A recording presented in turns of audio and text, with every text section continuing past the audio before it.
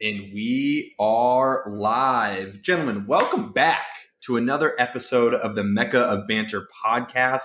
I am this week's host, Henry Wind. You can find me on Twitter at Henry Wind. Coming to you live from a new house, a new backdrop. We got like this deep navy black wall that we're working with for now, not forever, but for now. But I'll say it this week, like I say it every week. It is a great week to be a Manchester United fan. Couldn't be more excited to be here.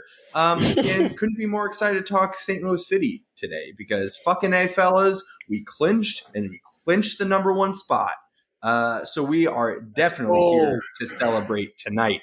We have a lot to get into tonight, a lot of topics, maybe some highly debated topics at that. So let's check in with the fellas. Connor Sindobri, how you doing? Fellas, what's going on? It's good to see you. Great weekend to be a City fan. Like we all predicted, top of the table, Western Conference champs. Honestly, I feel like this is the first time that like I've got to sit down and do like a full episode in like a month and a half, and the whole squad's here. And I know I'm going to take some shit from United, but I'm very prepared to dish it out as always, fellas. So it's good to be here. As always, glad to have you, Nick Hayflinger, coming off a big day for the kid. How you doing? Hey, we take 3 points whenever we can get them, but I'll take them now. Also happy to talk about St. Louis City. I love clinching first place. Haven't seen the top of a table in a while, so down to talk about it. Here we go, brother. Here we go. Lucas Winkleman, how you doing? What's up, gentlemen?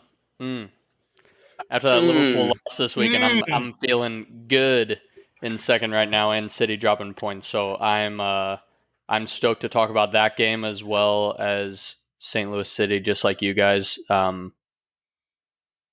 Yeah, boys, this is gonna be a good one.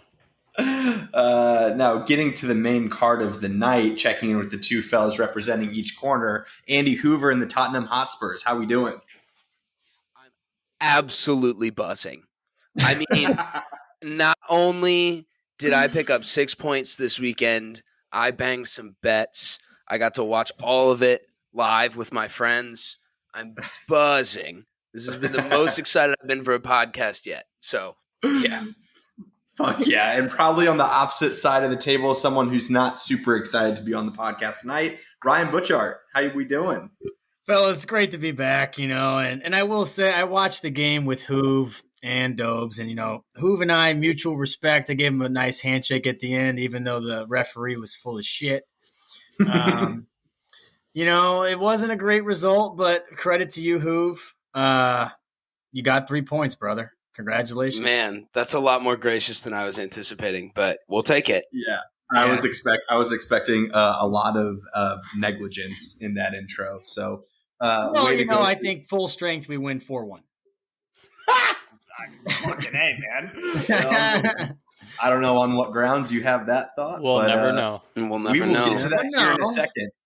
Before we dive into this week's weekly recap, fellas, we got to start with St. Louis City. We mentioned it in the intro, but after this weekend's results between us and also Real Salt Lake, we clinched first in the conference, which, as Connor said, we all saw that coming. We all saw that coming from the very beginning. There's someone on record on this podcast that said we win first year. So, and I'm pretty sure it was me. And when we check the tape later, I want that to be known. So, also want it to be known that Missouri is 100% red, and it's not so red. It's like North London, my boy. Freaking. Okay, let's get into it. So this weekend we have a massive victory over Kansas City, which always feels good to play them, always feels good to beat them. A little bit nervy of a first 65, 70 minutes before we found the net a bunch of times. What were y'all's thoughts on this game? Dude, we sustained some pressure, man, for some decent moments of that game. You guys remember, like, KC had, like, 3 or 4 huge chances. We did too, though. Berkey stood on his head a little. Both keepers until the end of the game. Yeah. Like Vasilev had that shot right, or I guess kind of like finagled across their 2 center backs and took that left-footed shot. The keeper made the save with like his elbow. We had a couple big chances too, though. I sorry to interrupt you, Butchie, but even before all that happened, when we saw the lineups and I saw Big Sam and Klauss playing up top together, I don't think we've seen that yet. And I was super intrigued to see what that was going to be like, but I feel like it kind of worked. I know we've talked about it before, but we've tried so many different formations and rotations of players, and whether that would be a good or bad thing going into the playoffs. But what do you guys think about that duo specifically?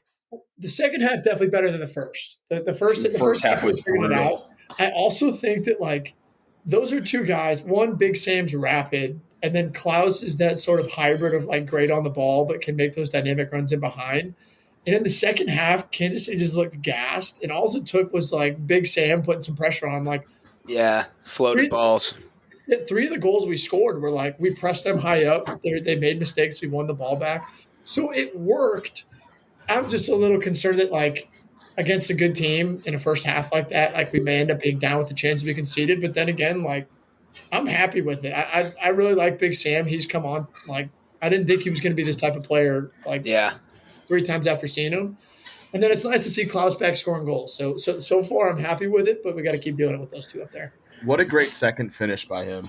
I mean, the second goal was great. That was insane. Like that was a crazy goal. It's already like they're going through the like goals of the match day or whatever. It's technically the most difficult goal of the 4 listed and one of the most difficult goals of this year, bro. Like I don't even know if he tried to lift it up on purpose or not, but when he did not stutter for a second. He was like, "Oh, I got a window." Like I think it was more so it caught everyone so off guard that he took that it, the save or the attempt at a save on the replay, guy wasn't within 3 feet of it. Like he wasn't even close. He was rooted. So that was an acting.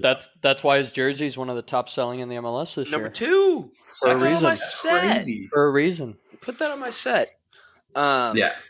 I'm worried about them together combining because I think we saw the fruits of AZ's efforts on the counter press and things like that.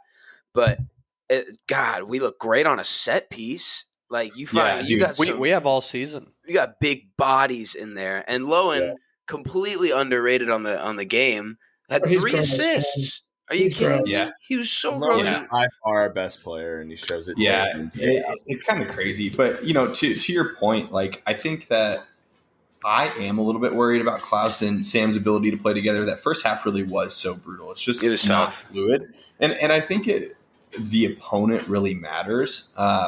Giacchini can provide a little bit more like link up play than Big Sam can. So if we're playing against a team, truthfully, like I think if we're playing against a team that sits in a low block, that's where you play Giacchini because he can have those intricate link up plays where Big Sam just isn't that guy. There's a couple of times early on in the first half where like AZ was looking to combine quickly or Indiana was looking to combine quickly and Sam just isn't that. But if we're looking to spring a counterattack, like I think that might be the right way to go. I don't want Klauss taking that 10 role either. He needs to be he needs to be higher up the pitch. Right. He's such a good link up 9 that just doing that at the 10 it kind of wastes his ability. But another big shout out, and like I'm actually glad. Hoove, I'm assuming you tweeted this, but Markanic at the left back position it's never going to be this sexy pick because Klauss has 2, Lowen has 3 assists, Berkey has massive saves. He put in a shift at left back. He was unbelievable. He was the whole unreal. Game. So much fun, and like we've called it out all year. The 2 weakest spots on our pitch on our field are the wing backs, and they pulled this kid from MLS Next Pro in Colorado. And he's a bona fide left back. He was getting up and back so well. He was holding the ball up, like the intensity too. Like he was getting in kids' faces. Like, nah, put that in my veins. Football too, for sure. Yeah. I think the one thing I want to mention about the game is I know Hoove and I were sitting towards the end. We went in the second half. And you got to shout out the Lewigans or whoever made the tifo because the tifo was great. The tifo unbelievable. The tifo was unbelievable. Yeah, they just continue to do great things as a club. I got the opportunity. I got the opportunity before the game to actually go down to pitch side I forget what the club is even called down low. It's like 400 tickets. They're all season ticket holders, which is also crazy. It's not like one-off VIP packages. So it's all of these like season ticket holders. And down there, like Gerard Kraft has a restaurant. He like caters a bunch of stuff in there. They rotate all of these different chefs every single match day. There's like food and drink. And then you go out into the players tunnel, right where they walk out, and you get to go stand and sit pitch side, which is incredible. So shout out to Matt Seebeck for making that happen, Chief Experience Officer. And if you haven't taken an opportunity to listen to his City Voice podcast, it really is incredible. Like, he is the man, and his team is behind making the experiences what they are. And while like he can't take credit for the tifo that you just mentioned, Dobes, that's the kind of stuff that the club always encourages to make the fan experience the best that it can possibly be. So shout out to that, and that opportunity was insane. Big shout out to him. I think the experience at City Park is always electric, so I think he does a great job. Yeah. Did you guys notice that the Flying Monkeys were, each of them were like after a different supporters group? Really? Like the Lugans had like, what is the group that has like the wrestling masks? Like the luchador ones? Yeah. With the luchador on it. It was pretty cool. That's awesome. That's so sick. I dig that. Now, the other wingback, Nerwinski, had a game too. Hey, dude, we're here for it. Dude, he came out of nowhere. He's just like, I think he's just gotten caught out less. Maybe he's taking less of a risk. I do think Carnell likes to shift Markanich, and when it was Watts on the right, he likes to let the more creative wingback slide up a little more, which I'm totally cool with, because Jake doesn't need to be getting up the field super far. He can whip across. You get him in, the deep part of the other half. Like, he can whip a good cross. But I saw him staying back a little more with Markanich, able to combine with AZ a lot. So, I mean, I like that. You just play the players to their strengths. We were doing just fine when Watts was on the right and Hebert was staying in that third type center back role. So, he's letting these guys be the players that they are, and that's, we've questioned him a couple times, but it's the MLS schedule, and he's gotten it right more often than he hasn't. So, that's very where true. it's due. Yeah, the unfortunate mentioning of Kyle Hebert. He comes on for a couple of minutes, gets caught out at the back post, lets up the only goal. I was going to say, would have loved a shutout there. Dude, and the boys would have loved a shutout. I mean, as soon as that ball went in, Berkey and Parker were fucking livid. I mean, even after the full-time whistle blew, Parker was screaming at Kyle Hebert, screaming at Thor, because Thor, like, there was like a clear counterattack that they just had to play the ball like into the corner, and Thor tried to like cut it between two guys, lost the ball, and that's what led to the goal. Parker was beside himself. I gotta laugh. One of our Butch and I's buddies, Scott Campbell, not a soccer guy at all. He took both teams to score. And so at the very end of the game, my group chat just started blowing up because I kept just being like, I want a zero so bad. I want a zero. And instantly after they scored, he was just like, let's fucking go. That's so funny. That's hilarious. The last, I feel like we have to give a shout to Nilsson as well. I know I texted it in the group chat, but it's very rare that we throw the phrase Rolls Royce around. I think some people throw it around a little bit too willy-nilly. But when you watch him in relation to the rest of the MLS, he is so even. He's so even-keeled. Like, he has every attribute that you want in a center back, and he just keeps getting better with more fitness. So I'm excited to watch him as we get into crunch time in the playoffs. We can let's call him a Cadillac. He's a Cadillac. And I'm saying it now. I'm starting to. It has to be Josh next to him. Dude, I like it. I mean, he's nursing a back injury right now, so as soon as he gets healthy, I mean, maybe we'll see it in the playoffs. But I agree. I think it'll happen because I think he's going to play Parker, but I think it should be Josh. It's good to feel as a guy who's supported a lot of teams that have had zero center back depth. It feels so good to have Josh at least, on the bench if needed, injury issue. And we don't lose a step with him coming in. So that makes me feel good. I think with we talked about it earlier with Big Sam and Klauss up top on set pieces. Like, Timmy provides a dangerous head as well. Yeah, he On does. set pieces, but like with those two, like I think having Josh there, like, we'll be fine. Yeah, I think it's personnel. I think it's who you play, and especially when we get the opportunity to play against a low block, I think Josh is the guy to break things down. He's not afraid to play a long ball. He's not afraid to break it down. So we'll see. I don't have a whole lot of trust that Cardinel's going to make that move, but we'll see. Also, I'll be the one to say it.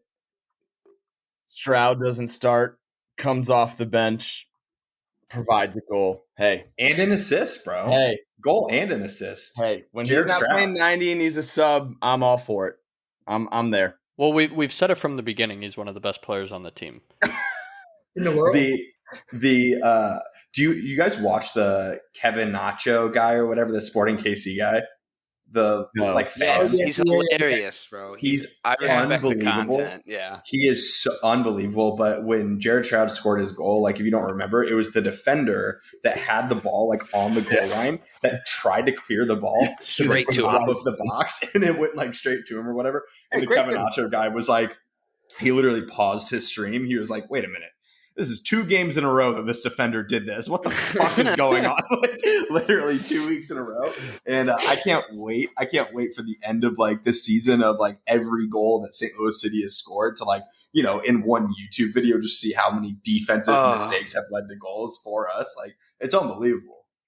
We're never gonna beat those allegations. And again, you make your own luck a lot of times in this game, but we have gotten so many easy ones, dude. We can probably chalk up locking down the top spot in the West due to 4 to 5 back passes that ended up in the net. You still got to capitalize on them though. Yeah, Kippy Keller, bro. Kippy Keller never saw another MLS minute this season after that game.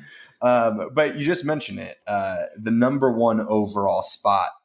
How significant is clinching the number 1 overall spot to the fan base as an expansion team? Like, what are your thoughts on that? It's everything.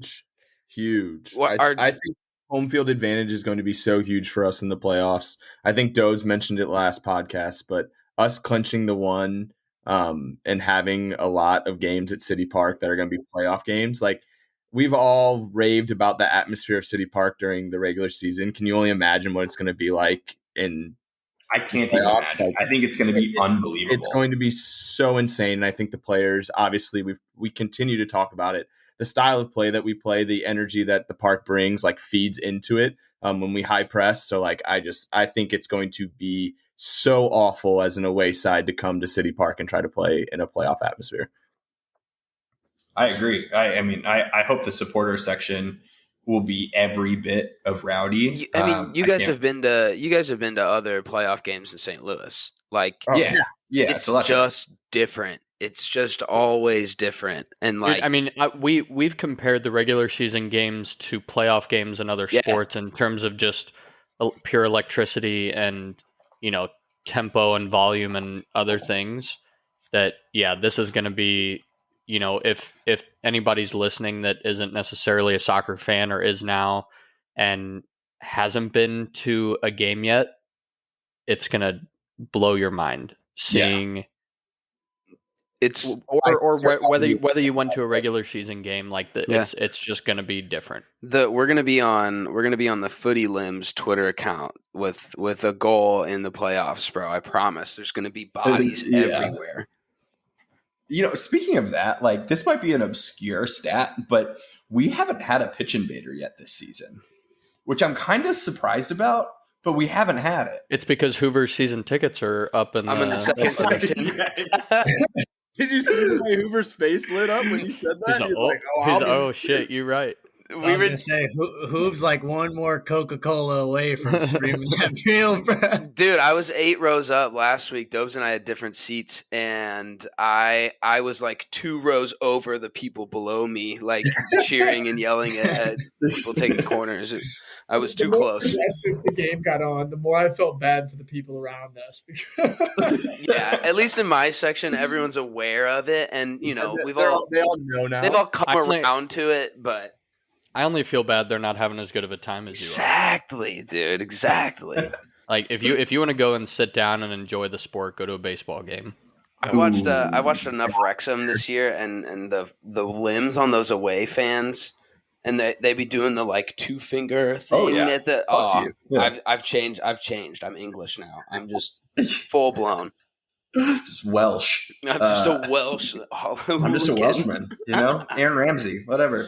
So we have 2 games left. We have Wednesday, and then we take a 15-day hiatus before our last game of the season. It's something like that. It's crazy. We don't play until I think the 21st after Wednesday. So we have a little bit of time in between the second to last and then the last game of the regular season, and then we have playoffs, which we're learning what the playoff schedule looks like.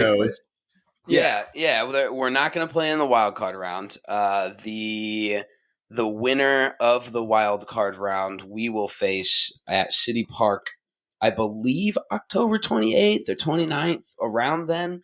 That's when that's when the first game is. So then we may not even play till after that because of that's the first game of the round we would play in. Okay, so we'll be taking a team who could have just played 2 off the bounce, fresh, basically at home, and then that goes 3 games unless you win 2, and it is 90 minutes straight to pens up until the semifinals. So that's kind of wild, and I feel rather American, but what are you going to do? Win it.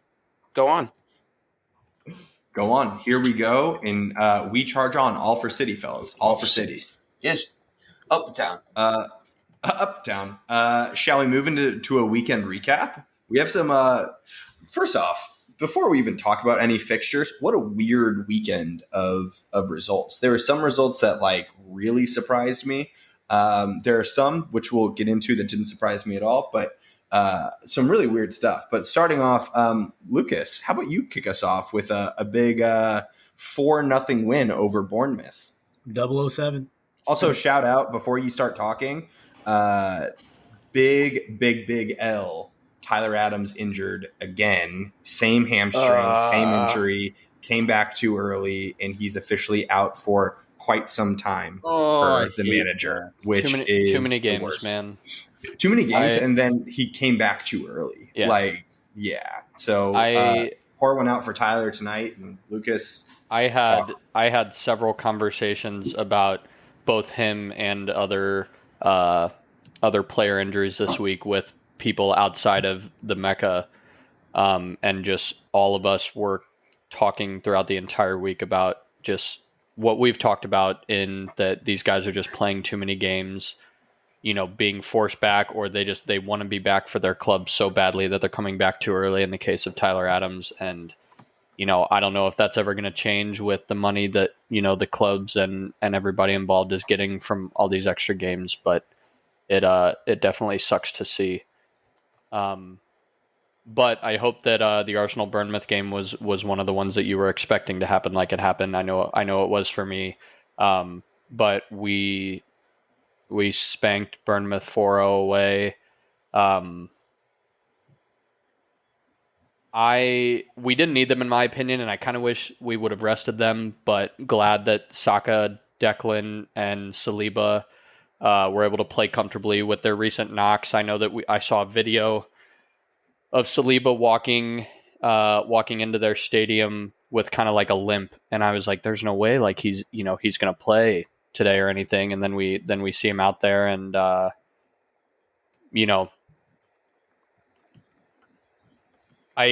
went over to Dobes' place before Butchie and Hoove got over there to watch the Arsenal game, United game, and the Ryder Cup all at the same time. And when we were kind of watching it, it was weird. Like Bournemouth looked completely like a championship level team in every way. It was tough because I was like trying to watch that, trying to watch United lose, and then trying to watch the United States hopefully come back. But Saka scored the first goal early on, and I was like, okay, just fucking take him off now. He scored, like get him off the field. He started his Premier League game, his streak's still alive. Like just get him off, let him rest. And naturally they didn't do that.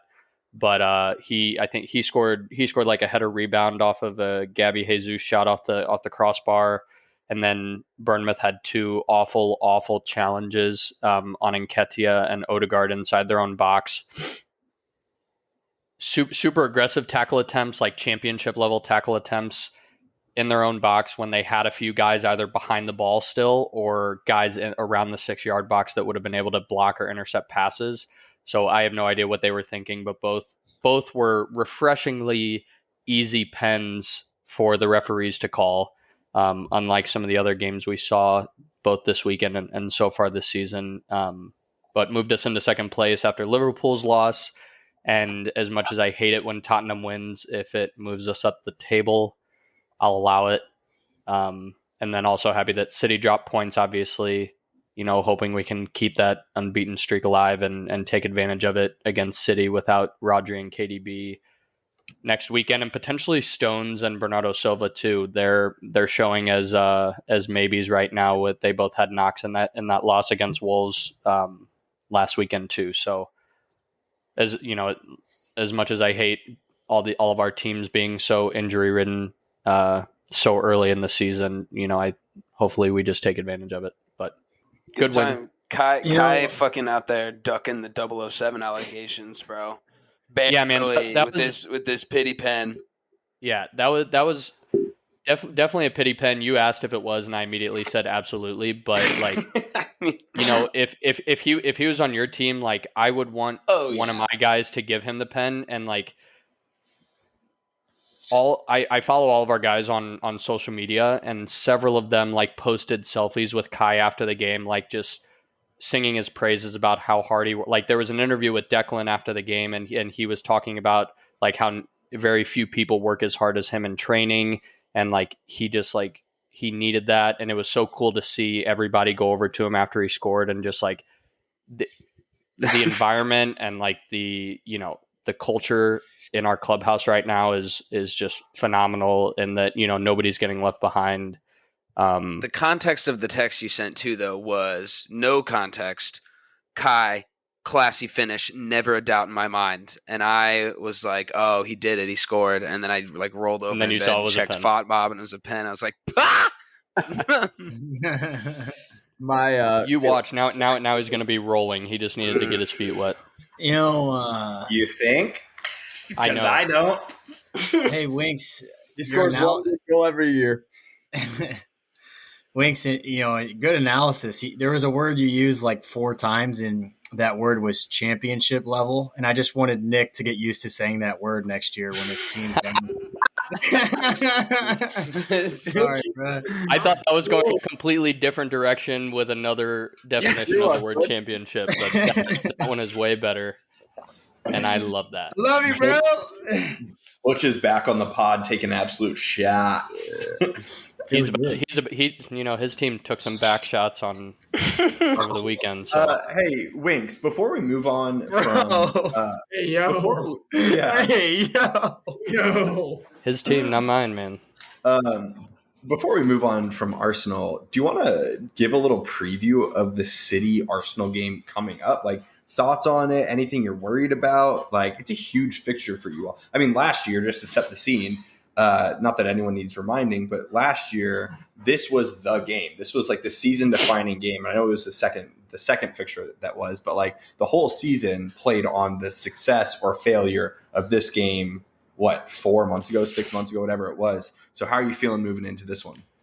Yeah, I mean, both teams have a lot of injuries, and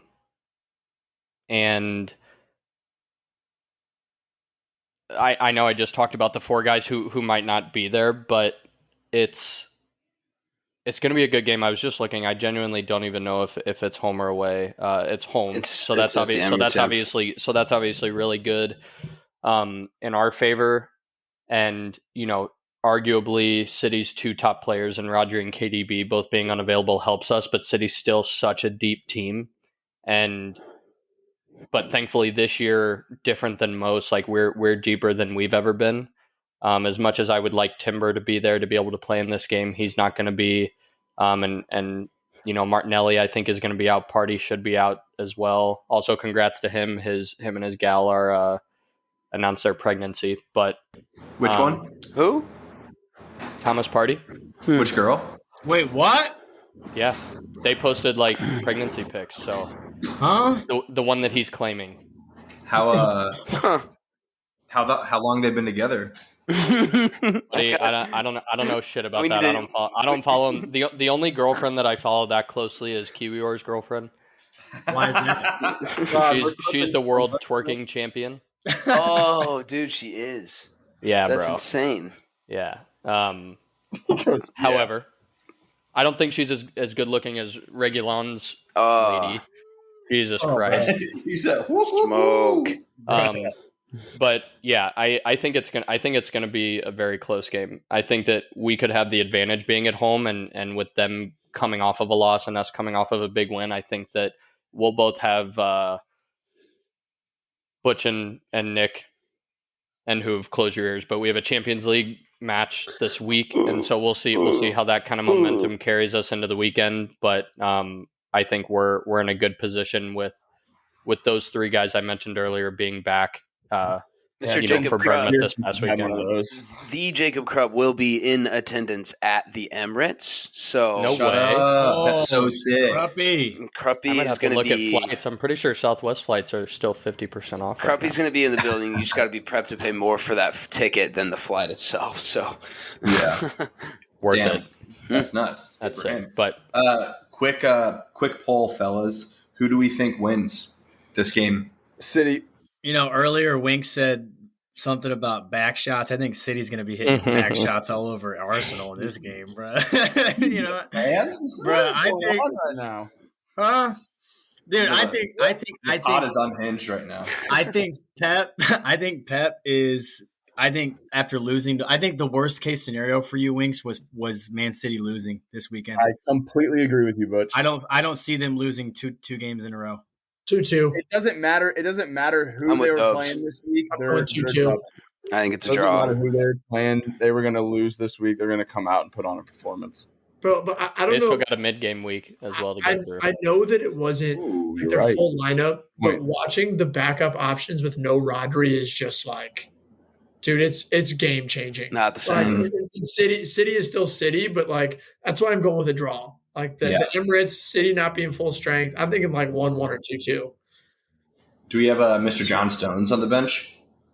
Is he I still think injured? Stonesy Him- might be back. Him and Silva are both questionable right now, but we know how that is. Yeah. Bro, if Stones plays in midfield, I Yeah. think that changes a lot. I do too. I need more John Stones in midfield stuff, bro. Me too. That was the most fun month ever. Of him just being Of him the just best being a midfielder in the world. world-class center mid and just forgetting that he's a center back. I'd love to look back at pods he lived all of our from dreams. that month and Yeah. listen to you talk about Tottenham and see if that was really the best The month. highlight. Yeah. Sure, buddy. I'll go a 2-1 City win. 2-1. I'm with you, Hen. 2-1.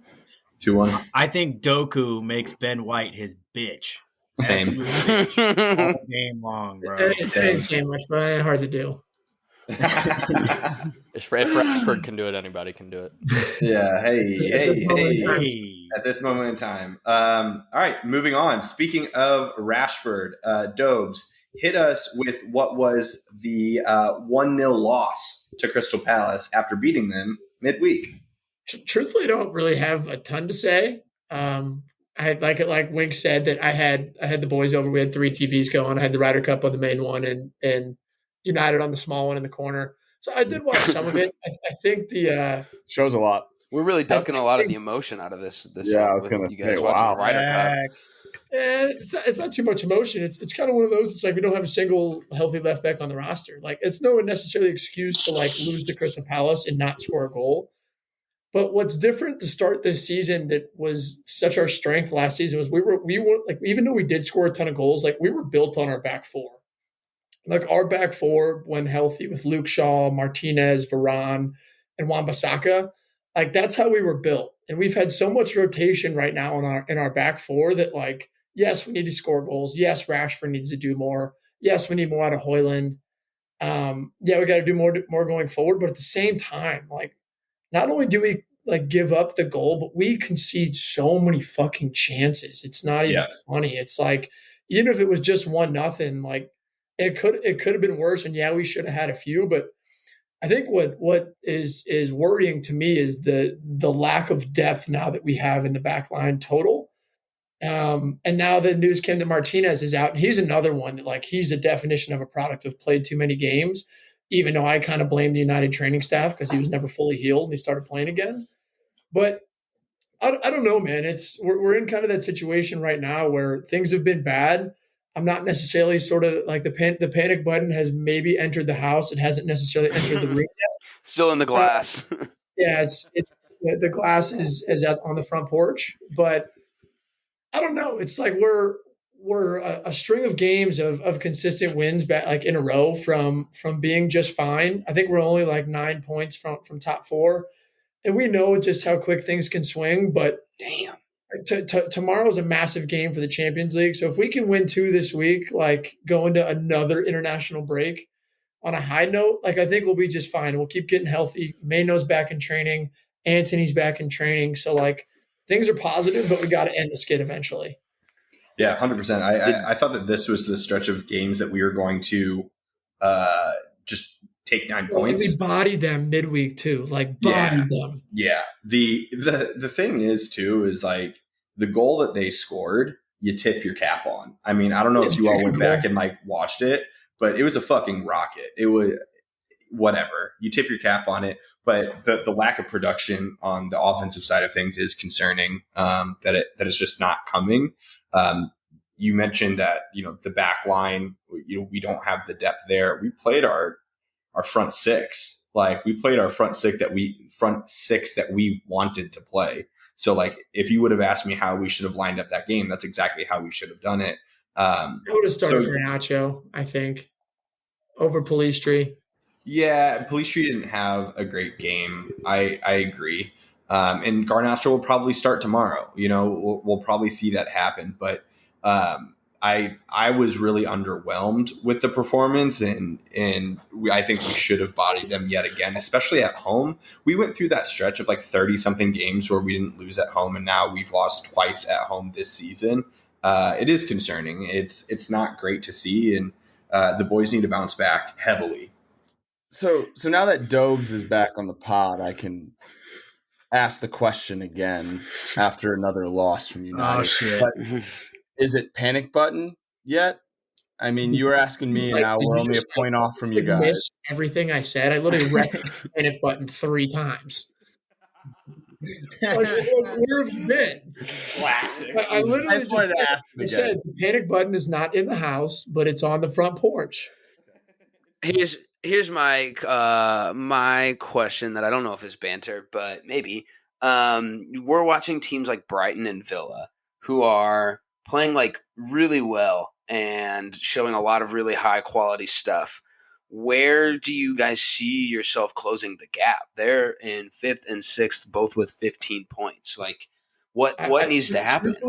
I'm not necessarily concerned about either of them. Like, I'm more concerned about a Liverpool, a Tottenham. Like, I think if we hit our stride, I just mean what I mean by that is last year. I'm terrified of Villa. I always am. But what I mean by that is I don't necessarily see Villa or Brighton or any of those teams. Like, yes, they're good teams. We just saw Brighton at the weekend. Like, those teams, I think, are going to eventually continue to drop points. And if United can get healthy and we can go on a run, like we saw it last year. It's like we didn't start great. Yes, we have a way worse start this year. But at the same time, like once we get back, like I'm not even talking Martinez, like a Luke Shaw, an Aaron Wan-Bissaka, like, and we have sort of a full 11. Like I'm fully confident that we can go on a run of winning, 5, 6, 7 games in a row. But then again, like we don't have time to waste. I just don't necessarily think I trust Villa. I'm more scared of Newcastle, to be fair, than a Villa or Brighton in terms of top 4 race. But like you're right, we don't have time to waste. Yeah, we definitely You're don't. Still thinking it's a top 4 race for you guys? Yeah, I mean, I picked us to finish 3rd. Yeah, I mean, like we I think we've only won 3 out of our first 7, so it's not a great start. But like at the same time, like we have the capability of like we have one of the most expensive squads in the world, like fully healthy. Like we're great, and I honestly think you guys are gonna think I'm crazy. Like I think Anthony's going to make a massive difference for us when he comes back, just in terms of the work rate he provides. Yeah, dude. What do you do? Inside on his left every time. Huge impact, bro. He's got a mean left hook, bro. You guys, Jesus. at the same time, like his work rate back is triple Marcus Rashford's, and I mean triple, quadruple even. So it's like we do miss that. So we'll see. We will see. Okay, let's move on to the main ticket event of the weekend. The main ticket. We have to my surprise today, finding out it was a 2-1 victory for Tottenham. I would have given you all of my money in my bank account that game finished 1-1. I had no idea that Tottenham won. So let's hear it, fellas. Let's hear it. Gloves are off. Let's start coming out swinging. Hoove, take your moment, bro. Go ahead. I don't even know. No, because Liverpool has made it their moment, brother. Every single time this happens to a club will complain. Like the fans always complain. It only becomes a diplomatic issue when Liverpool's involved. It's in the freaking courts the next day because Liverpool got hosed on a call. But every other team just is supposed to accept an apology and move on. I'd rather lose to Crystal Palace than beg for a replay. Did I have no? Here's where I'm at. They got a call wrong. They've acknowledged it. It was wrong. I'm willing to accept that. It would have it changed the outcome of the game. Who knows? It definitely plays out in a different fashion. I don't care at all. Like I've been needing one of these wins, one of these dodgy calls that Spurs gets. We've become media darlings in the last month because we have an Australian manager. No one's ever given a shit about Tottenham Hotspur. So, the pity, I have no pity for Liverpool fans. You guys have titles and stuff. You guys are the giant club that we're little old Tottenham. So, no, I'm taking this one as a win for the small guys. They played as well as they could against 9 men. Comparatively, if we're going to be talking like that, right? People are like, oh, they needed 2 red cards and a called back pen to beat 9 guys. No, bro, beating 9 guys is hard. There's way more space and gaps. There was a stat about the last 10 games that there's been a red card, and I think it was 2 teams scored going against down again, or less than that. I think it was. It obviously changes the way that the game plays out, but it doesn't make the attacking part of the job easier on the players. It makes it way harder. You guys had 9 guys behind the ball and weren't looking to open up chances, which you guys did admirably for, the entirety of being down a man or 2. I thought it's really unfair on Joel Matip. I felt bad personally. The only person I feel bad for is Joel Matip. As a defender, he did everything he possibly could to not let that happen, and then he was the direct reason that it did. So I think that's unfair for a defender. The result, who are we asking Ange to apologize? No, bro. No one on outside of, the red side of that stadium is upset at all. You saw the scenes. It was mental. Again, it's been so much fun. They leave it late. It's great. I love it. Why not? But yeah, you everything you're going to say is going to be correct, except for the fact where you're like, well, we deserve a point, or I want to replay, because that's mental. I'm not going to bring up anything about a replay, anything like that. Okay. I don't want it. It is what it is. Stop this right now. I'm not doing They came on here before this. I said Liverpool Twitter wanted a replay. I didn't say I wanted a replay. Get your facts straight. All right. Muzzy McMuzzerson. Hold on.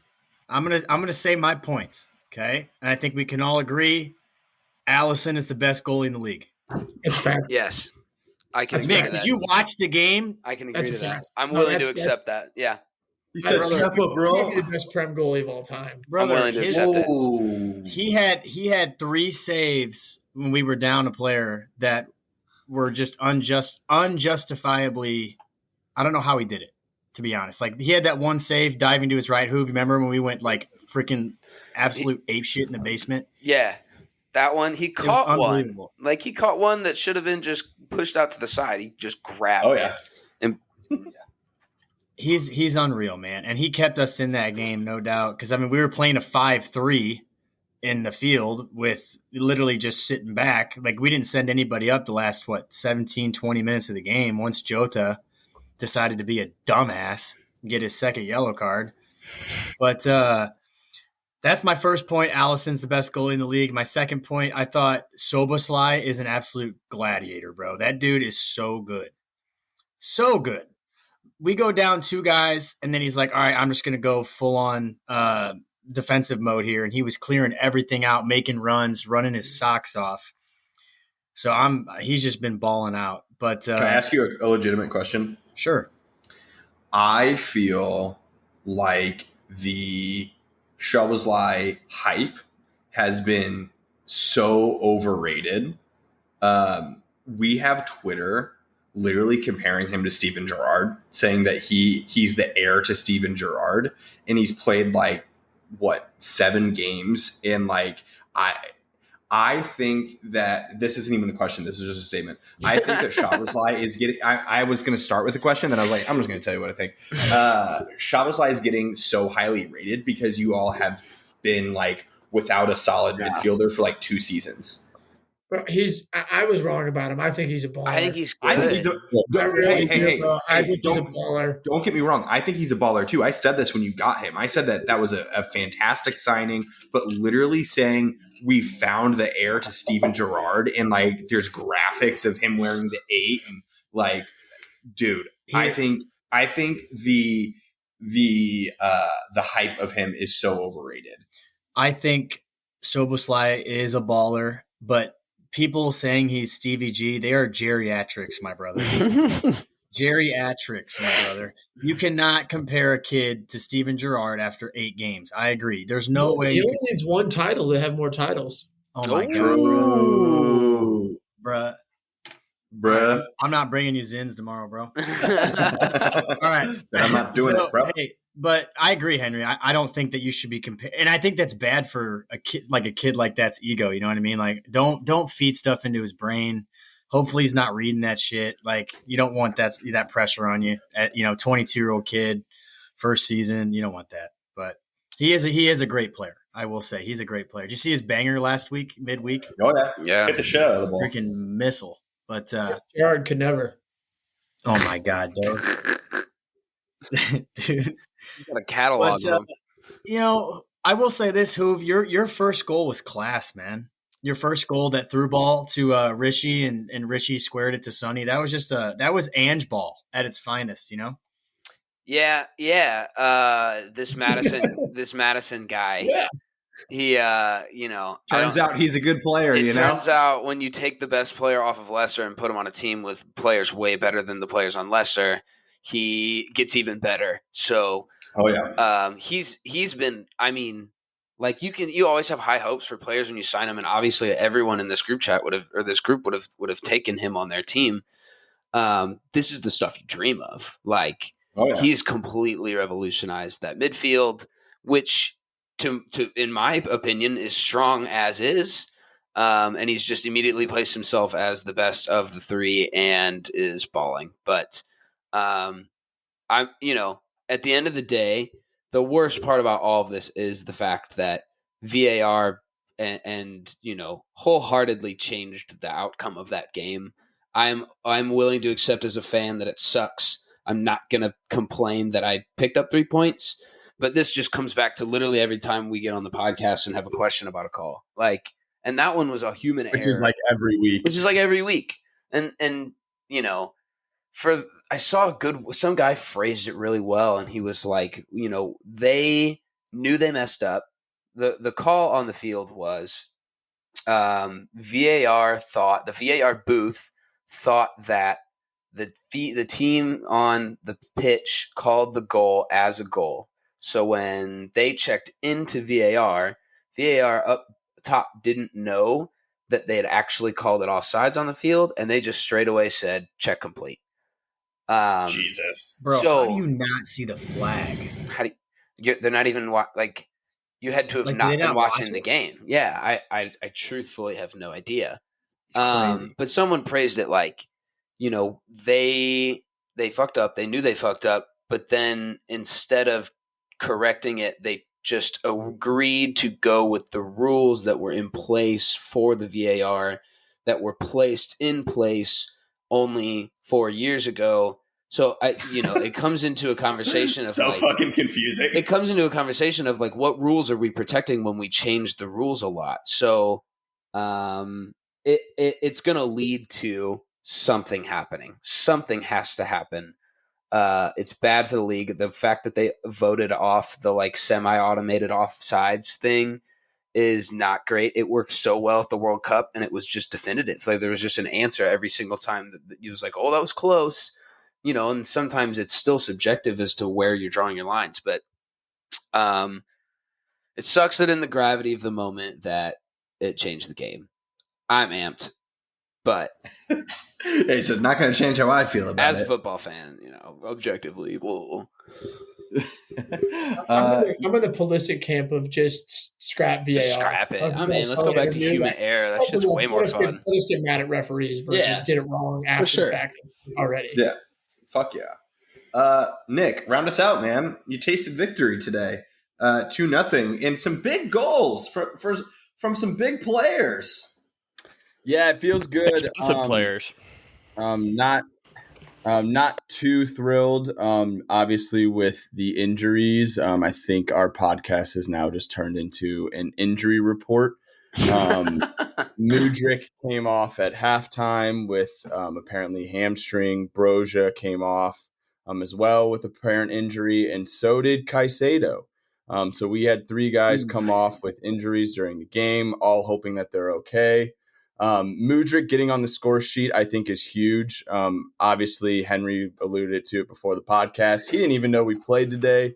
So I'm assuming none of you guys really watched. But I watched it. It was a nice cross into him, chest settled it down, and then Meg the keeper. So he looked like he was going to cry as he was celebrating. I think he was the happiest man in the world. I think everyone was. I think we were all thrilled that he finally got on the score sheet. You could see it. It's funny. My favorite reaction to Mudryk's goal is Enzo and Caicedo's reaction. Like Enzo immediately turns and just like screams at Caicedo, and they like embrace each other. And I think it was just like overall seeing a ball go in the net for the side. Like I think that kind of sparked something, because then 90 seconds later, Broja got on the score sheet as well. I will say it was a Tim Ream fault. Those are few and far between, but he kind of kicked it into Broja and it just went in the net.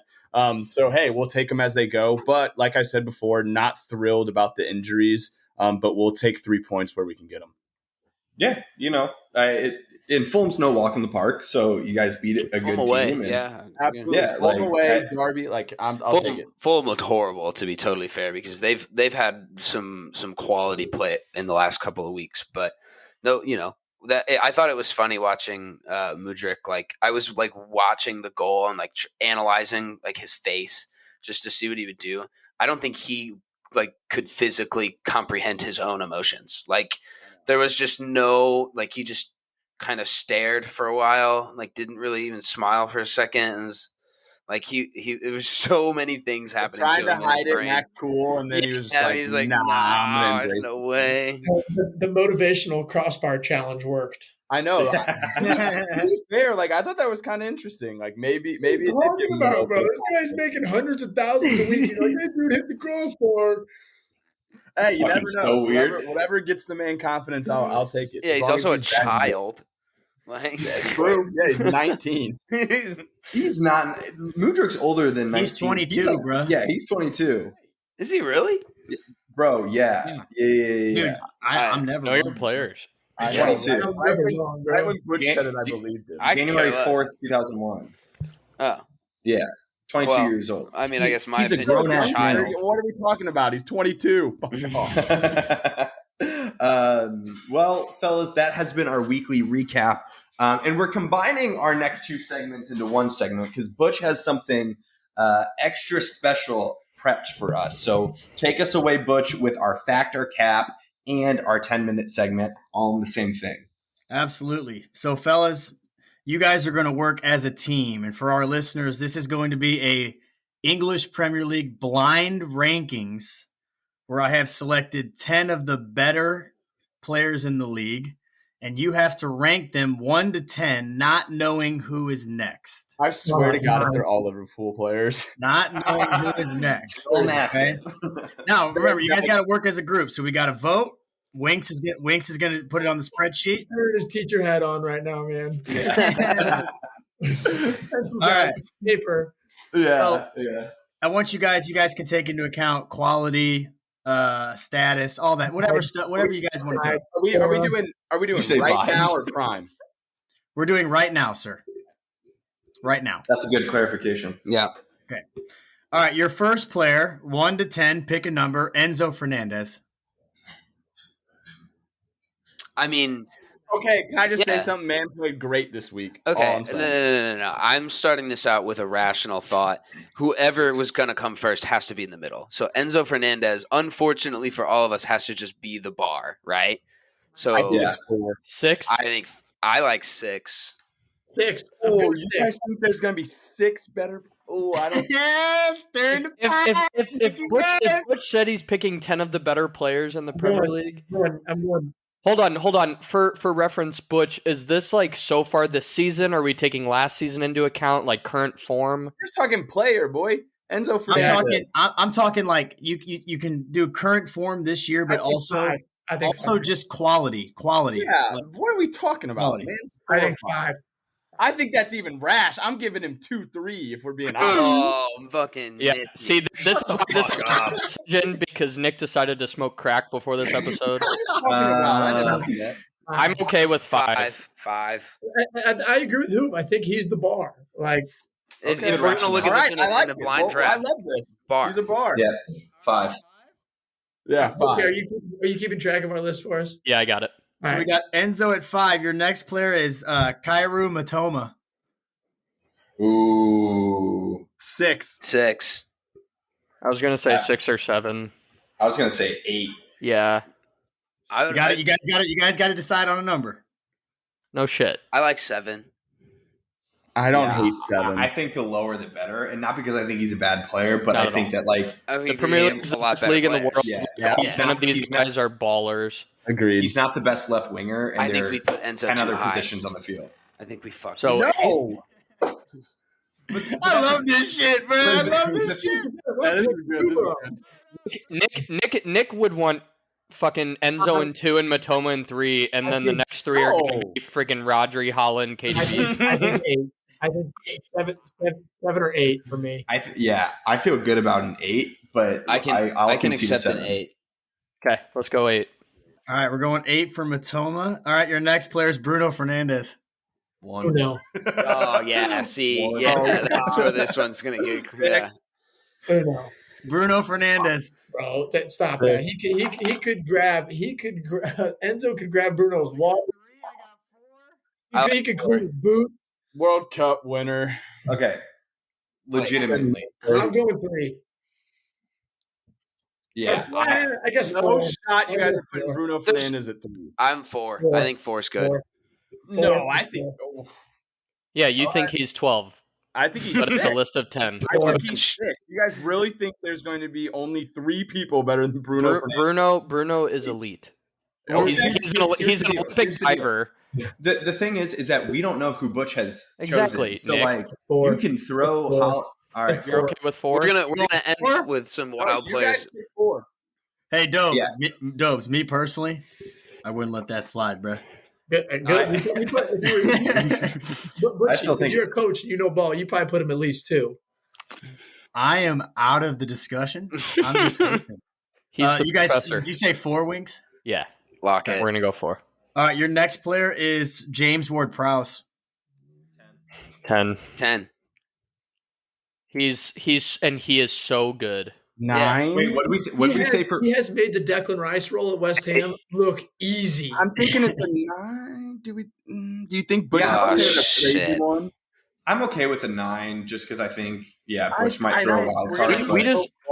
We just haven't seen him at like You're right. the top of anything, and I know he has. You said 9? Or I think we're gonna go 9 if you guys are cool with that. Yeah.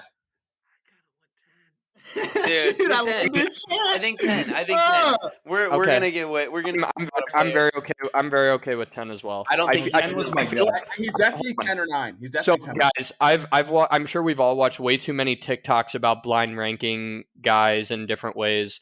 I feel like the 1 and the 10 spot are always what are left till the end, and then you end up putting someone really good in the 10 spot and someone not so good in the 1. We're gonna wait to say Nunes until the 1. He's going to be the only one we have left. Hold on, Butch, do you already have these written down? Leave the 10 I out. do. Leave the 10 ready. We have to just have that for Nunez. Okay. Like, he's worse than I think he's a 10. I think 10. We'll go 10. All right, 10 for Ward Browse. Next player is James Madison. What numbers do we have available? This is why I would have wanted 3. Enzo at 6 because I think he'd be. I got really be 4, but I think he's. Well, you can't change it now. Okay, right. You have to put So, up 3 because he's better than Pay Bruno. attention. 6. In the last. In the 1, last, 2, 3, 6, 7, 9. You guys messed If we're talking about current form, he's been better than Bruno so far hand this and season. fist, bro. Yes. Hand and fist. Yes. Yes. I'm going 6. Yes. And that's why I'm saying that Bruno should have as someone been who 6. hates Tottenham more than Dude, any other I'd say 6 too. Because you're drunk. Now Madison has to be 3. He's got to be 3. He's still created like the most chances of anybody in Europe. I'm totally okay if we would have fucked up. What's- If we would have what's put the timeline Bruno of at 3 in the first, I would have been okay with 2-3 Madison as a years? 4. But he's not going to be a 6. No. He's not going to be a not 6. He's definitely be 3. 3. He's Gotta not be 3. Gotta be 3. If we're talking current form, I'm going to go 3 You because guys- he's been you guys- unbelievable. You guys put him at 3 when we're putting Erling Haaland. Oh, at no, 6. no, no. You guys put Bruno at 4 and forced us to put Madison at 3. We put Enzo way too high. We No. should have done Enzo to 6. That was the. Yeah, Yeah, 3. that's So Lock I'm it. good with 3. I'm good with 3. I like It's going to my. have to be a 3. 3. Oh, he's Okay. been balling. He is Spurs right now. All right. Your next player is Bukayo Saka. This is should going to be be controversial because I think he's 6. I'm. I don't know. I think he's better than Enzo. 2-1. That's He's he's top 2. He's top 2. That's yeah. I think You we guys leave can talk, 2. 'cause I think he's so overrated. Again, this is the exact same opposite side of the coin as Wings. Nick hasn't watched a Premier League game in the last 3 years. I'm convinced. no, I have. Hen, what do you think? I'm hate so it. torn right now. I'm pissed that we put Enzo at 5 I- because so far he should be at 7. That's why I picked Enzo. I want to say We 1, 2, Here's the deal. 6, 7, 9. here's the deal. I love Saka, and if you all want him to be number 1, fair. No, I think he's number 2. There's listen, no chance. listen. We haven't mentioned a single City player yet, so I know it's coming. So, like, you think about someone like a Ruben Diaz, who is not a winger, but he's. You think Ruben Diaz is a 9? In this group we have, yeah, he's not 1 or 2. We can't put him 3, 4, or 5 now. What the fuck are you talking about? Henry. How? Yeah, Henry, he's- I'll give he you. can't go I'll give one. you a clue. There's no defenders on this list. 3, 4, Oh, 5 already okay. going. We He's need to not 1 or keep 2. one of the top 2 spaces open for He's road over trip. Saka. What do we have? We have number 1, 7 2, available. 1, 2, 6, 7, 9. 7. 6. I'm going for. If we're still on Saka, I'm going 2. 6. All right, it's got to be a vote, Henry. Why you make I me do won't this? stand for that. That's outrageous. He said 2, 6. 2, 2, 2. Fuck me. Whatever. All right, 2. We're at 1. 2. Hoove, I appreciate that because I rooted for I'll Matters on return. that I'll last return one. it. You're right. Yeah. You're right. And that's the bitch of the blind rankings. You're right. There is. All right, next player is Pedro Neto. 9. Easy. Lock it. Hafey 1. 9. No. If you belong to your, Okay. Your next player is Mo Salah.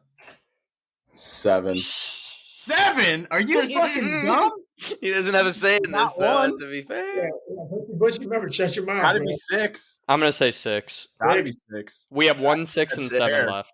I think You're that's putting fair. Enzo over Mo, bruh. Buddy, it's either that or we put Mo at 1. You just bragged about putting Enzo you did. So you could have put You 7 shut first. your and we would have mouth. said Yeah. 2. You are I right. love this shit. You Mo were is right on six. the list. All right, 6. 6. Yeah. How Face. badly did you want us to say first? I'm so bad, bro. All right, Dude, I told you guys he's the best What do we player. have left? What do we have left? 1 and what? your next player is Rodri. 1. Oh no. Right, Yeah. 1. On So- a red card. So you're Red card, Rodri. Red card, Rodri, baby.